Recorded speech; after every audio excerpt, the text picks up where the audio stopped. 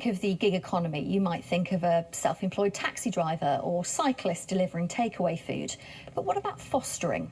Today, one woman is launching a potentially landmark legal claim to have foster carers recognised as workers.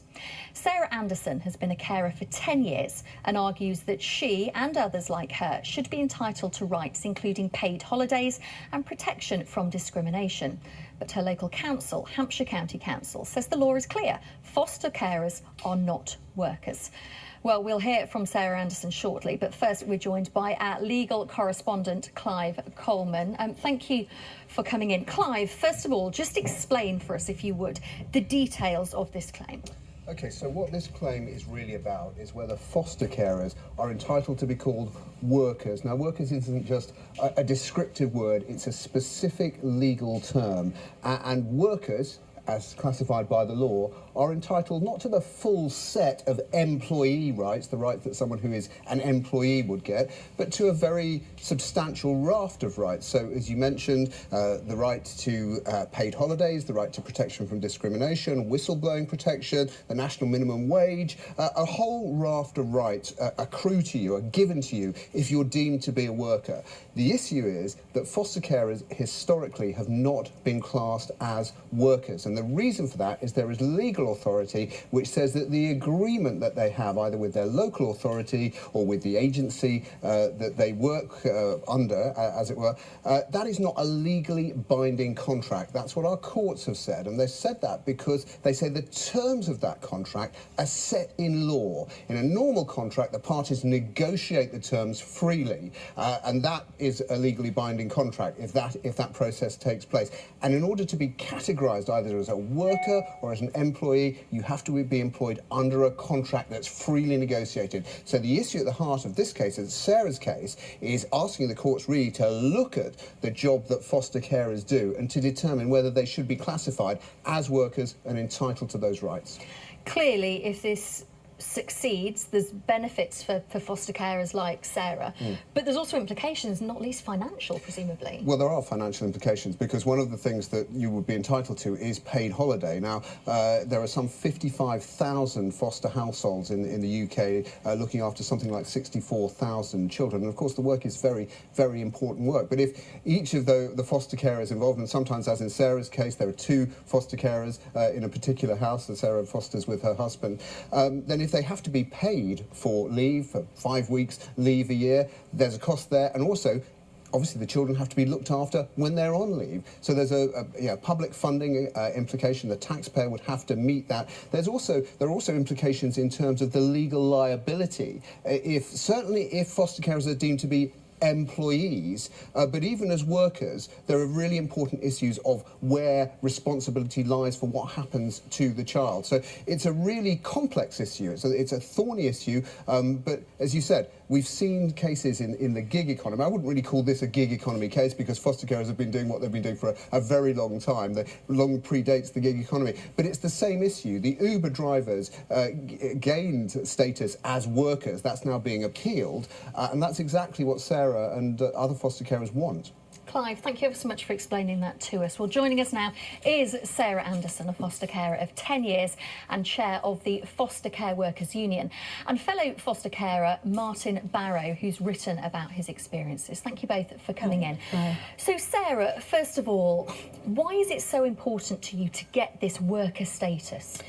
I think that the trouble is with foster care is that nobody really knows much about it. We're either fantastic angels or we're kind of child beating, if you watch the telly, sort of money grabbers. Nobody really understands what we truly do. I think they think that little orphan Annie turns up on the doorstep and we all live happily ever after, and that we're marvellous because of it. Nothing could be further from the truth in today's fostering landscape. The children are getting more challenging. We are asked to do a huge raft of things now that we wouldn't have before. Like what? Give us an example of a day in your life. A day in my life can be involved with the child exploitation teams. We could have a child that's absconded, so we're up all day and all night and we're not on shift work. We will involve ourselves with the police, with the social services out-of-hours team. We will then the next day be involved in the mental health teams. We will be involved in school, obviously. It's it's a non-stop kind of, job. And that's not to say that the people like Martin who have younger ones have any less to do. It is a full-time occupation these days. Does that mean we don't love and adore and care for our children? Of course it doesn't. But we want to be recognised for what we do and be protected. Martin, do you welcome this idea of this worker status for you as a foster carer? So I welcome the debate and the attention that foster care, that Sarah's exceptional work and campaigning. I welcome the spotlight on foster care because, as you say, it's much misunderstood and underappreciated by the population at large.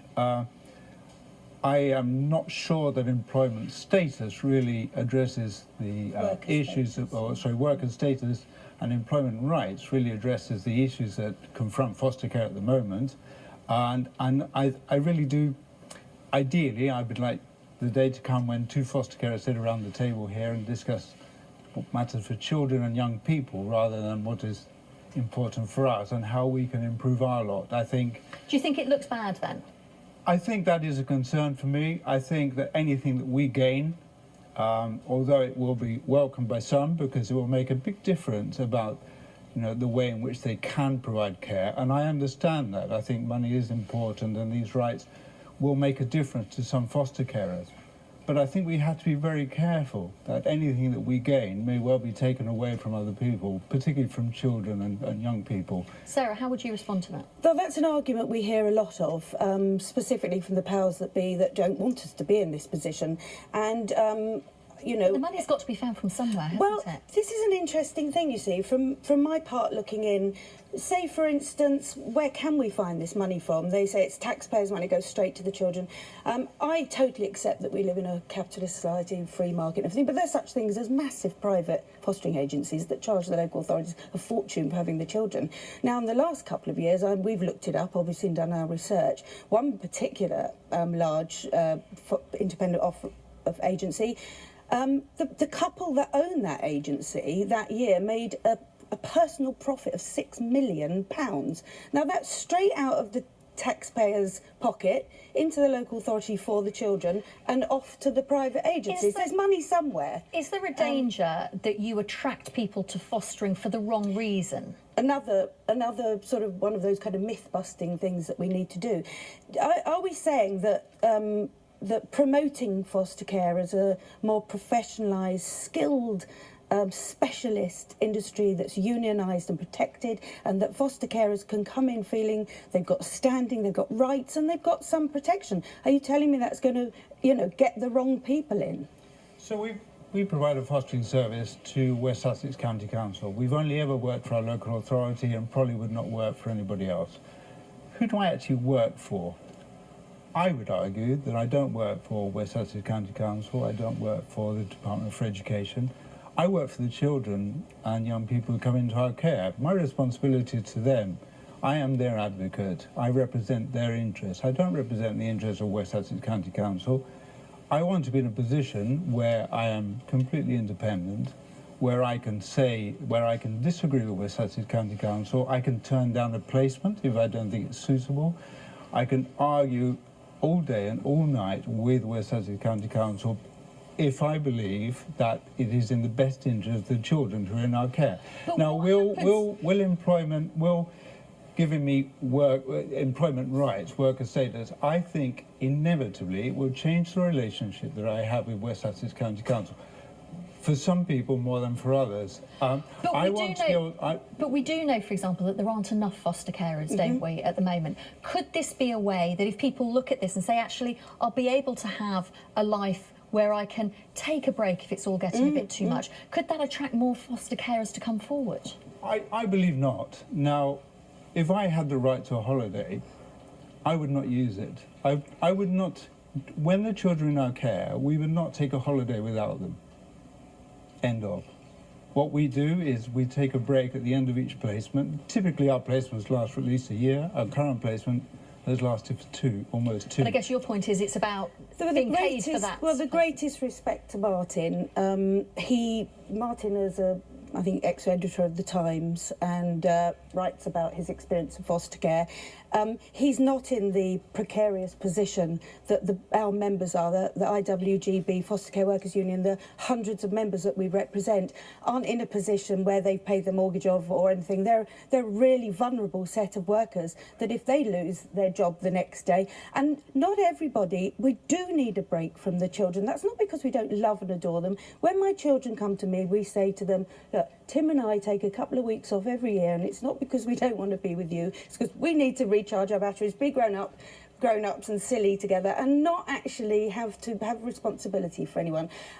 It's very difficult when people kind of elevate themselves to a position and say, we wouldn't dream of going away without taking our children. But that demeans the hundreds and hundreds of carers out there that do need a holiday and are exhausted. OK, thank you ever so much, both of you, for coming in to speak to us. The Minister